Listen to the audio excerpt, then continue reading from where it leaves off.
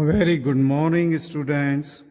Now this short video is for the Viva on the spleen. The organ is usually asked by the examiner during the practical examination in the human anatomy. Now the examiner may ask you to lift this organ and will ask you the identification, which is quite easy. You can say that this is an lymphoid organ called as a spleen, and here it is irregular in shape. Then the second question, it may be that, okay, where it is located. You may say that this organ is located in the left side of the abdominal cavity, to be more precise on the left hypochondriac region, and its upper border may just also project towards the epigastric region. Okay, it may go to the up to the epigastric region. Otherwise, mainly it is located in the left hypochondriac region. Now, this organ usually is located here in the, left hypochondriac region, where it lies between the diaphragm and that of the stomach, okay, mainly stomach on the anterior surface of the kidney. So three structures, they are major relation of this spleen, that it is related to the diaphragm, then it is related to the fundus of the stomach, and then to the anterior surface of the left kidney, to the left kidney. So you can say like that about its major relation and where it is located between this structure.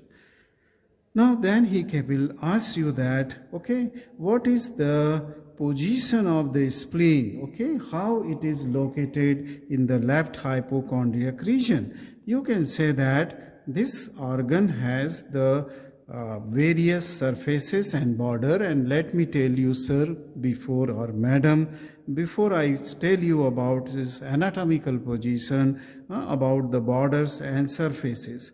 Now this organ has a superior border, okay, this organ has a inferior border. See, this is that inferior border is here, this is superior border is here. There are two ends, a posterior end, and then there is an anterior end. The whole thing from here to here, it is said to be an anterior end, which is like a border, but it is called as anterior end. So this whole thing is the anterior end, and this pointed end is the posterior end is here. This is superior border, okay, and this superior border is supposed to be notch near its anterior end. This is, see, this one notch is seen here, another is seen here, there is a one more notch is seen here, which is not very well prominent, but 2 or 3 or sometimes 4 notches are seen on the superior border.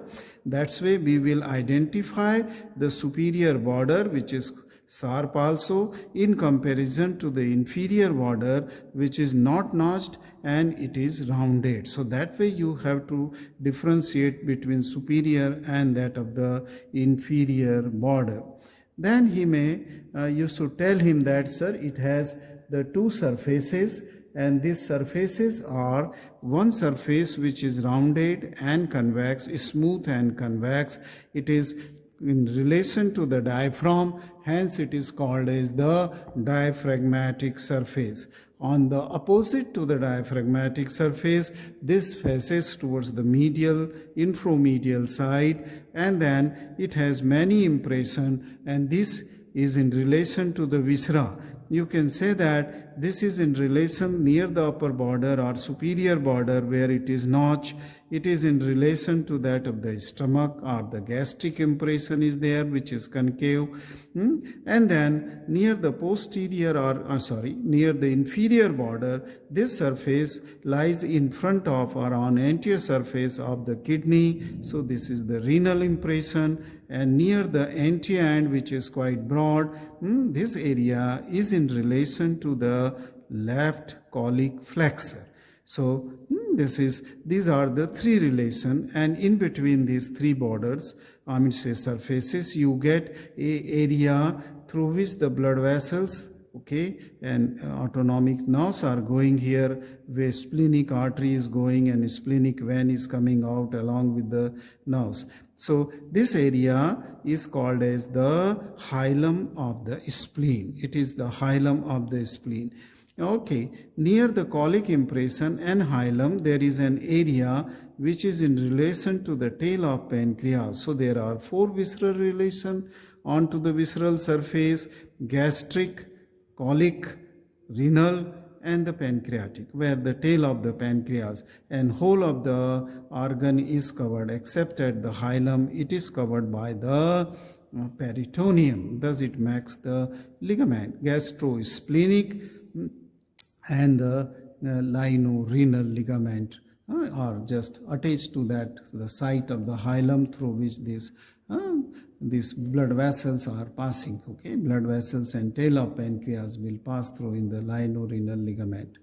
Okay, so we have seen the borders, we have seen the surfaces, we have seen the ends of the spleen. Okay, this is diaphragmatic. So now you are in a very well position to tell about its anatomical position and how it lies. Now this organ, it lies in the left hypochondriac region, okay, making an angle about 45° with that of the horizontal plane. So this may be the position, but you should take care that this lateral end, okay, or this broad end here, okay, it should be behind that of the mid axillary line, and this posterior end, it should be close to that of the vertebral column, okay, and obliquely placed. So this, you should keep this in the